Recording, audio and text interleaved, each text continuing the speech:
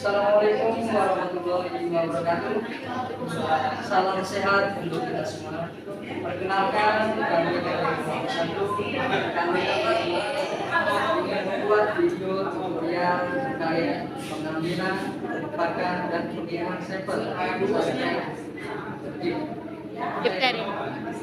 Jadi untuk tutorial kali ini kita akan melakukan pengambilan sampel difteri, yang mana bahan-bahan yang perlu disiapkan antara lain.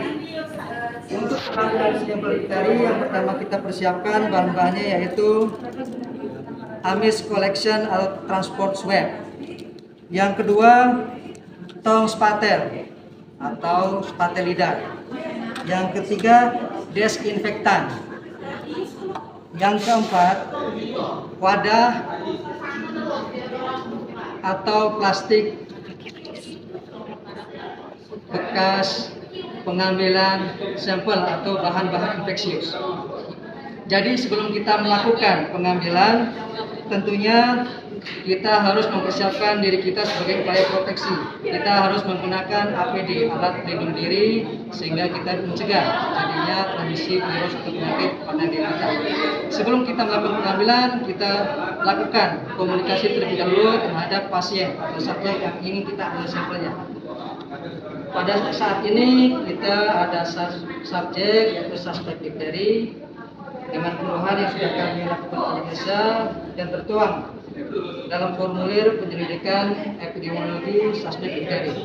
Jadi di sini kita harus melakukan komunikasi bahwasanya pada saat ini kita akan melakukan pengambilan sampel difteri. Kita berikan informasi tersebut. Adik, pada saat ini Bapak akan melakukan pengambilan sampel difteri di tenggorokan adik. Jadi nanti ketika pada saat kami melakukan pengambilan, mohon kerjasamanya dan ikuti instruksi arahan yang kami berikan. Semoga adik bersedia untuk hasil pemeriksaan yang kita akan kirim kepada kita bisa menyimpulkan apa penyebab dari penyakit yang ada. Seperti itu. Jadi kita harus berikan informasi. Oke, selanjutnya kita melakukan pengambilan sampel suspek difteri. Langkah pertama, kita persiapkan pasien atau subjek sedemikian rupa senyaman mungkin sehingga pada saat pengambilan tidak terjadi pemberontakan atau perlawanan sehingga memudahkan kita dalam pengambilan sampel. Yang perlu kita persiapkan, kita harus pastikan alat yang kita gunakan harus steril. Kita lakukan desinfeksi terhadap alat yang kita pakai, yaitu tong spatel. Ini berkaitan dengan pasien yang harus upayakan semaksimal mungkin untuk desinfeksi terhadap yang kita pakai. Yang kedua, kita persiapkan untuk media Amis Collection atau Transport Swab. Nah di sini kita juga harus memberikan informasi bahwasanya ketika pada saat mengambil sampel pada bagian atau area tonsil, pada saat nanti kita masukkan transport swab, kita harus instruksikan untuk subjek atau pasien memberikan atau mengeluarkan kata A sehingga memudahkan kita tepat pada sasaran yang akan kita tuju. Oke, bisa kita mulai. Jadi posisikan, kita harus sejajar karena untuk memudahkan kita pada saat pengambilan. Oke adik, sekarang kita Bapak mohon adik untuk membuka mulutnya agak dilonggarkan ke atas. Jadi kita masukkan ke spatel, kita ambil ya. Jadi kita masukkan pada sekitar atau area tonsil dan di area yang mengalami ada gejala putih atau sekitar luka. Lebih bagusnya sampai ada berdarah sehingga sampel yang kita peroleh adekuat. Oke, setelah melakukan pengambilan kita masukkan dalam media transport atau media Indonesia.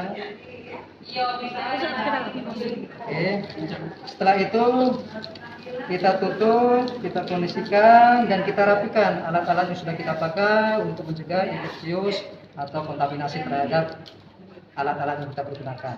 Jadi demikian untuk tutorial tata cara pengambilan sampel spesimen suspek difteri. Terima kasih. Assalamualaikum warahmatullahi wabarakatuh. Ya Bapak Ibu, tadi kan udah diambil sampel swabnya. Sekarang kita proses pengepakan ya. Setelah diambil, jangan lupa nanti kita tulis label datanya dulu ya, nomor EPIT, jangan sampai nanti sampelnya tertukar. Setelah udah ditempel dengan rapi, ini lebih aman, ini dan lebih baik. Ini pembatas antara penutup sama sampelnya di lakban atau diisolated secara benar dan rapi ya. Ini untuk mencegah terjadinya kebocoran ataupun nanti sampelnya jatuh ataupun miring nanti. Setelah selesai secara rapi, ini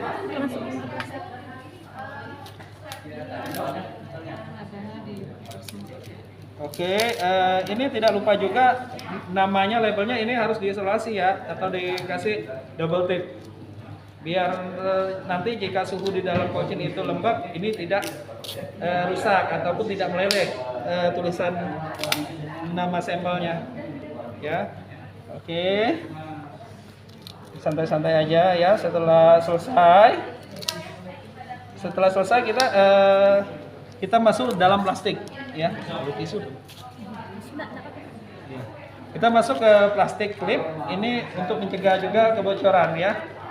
Dilem secara rapi untuk mencegah terjadinya penularan. Kalau lebih bagus lagi, ini bisa dilipat ya, digulung dan dilakban ya. Oke.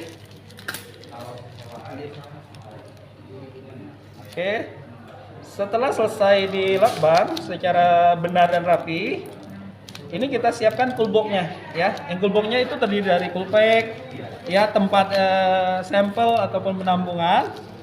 Ini dimasukkan secara berdiri ya, biar tidak terjadi tumpah sampel.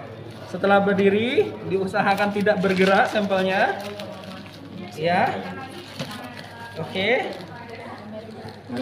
setelah selesai, dia tidak bergerak dan udah menetap, ini baru kita masuk berkas identitasnya gitu ya.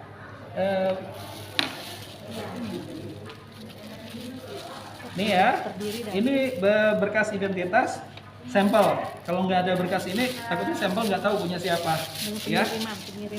Oke, ini sama, dikasih rapi-rapi biar cakep gitu ya waktu dibuka. Oke, dimasuk secara rapi gitu, biar nanti. Oke, setelah dia rapi, kalau masih ada coolpack, takut ini kurang dingin, tutup aja nggak apa-apa. Oke, ditutup secara rapi. Setelah rapi baru ditutup, gitu ya. Oke, siap. Setelah ditutup rapi, jangan lupa lagi luarnya dilakban untuk mencegah terjadinya lecet ataupun tumpah nanti kemiringan. Oke, cut dulu.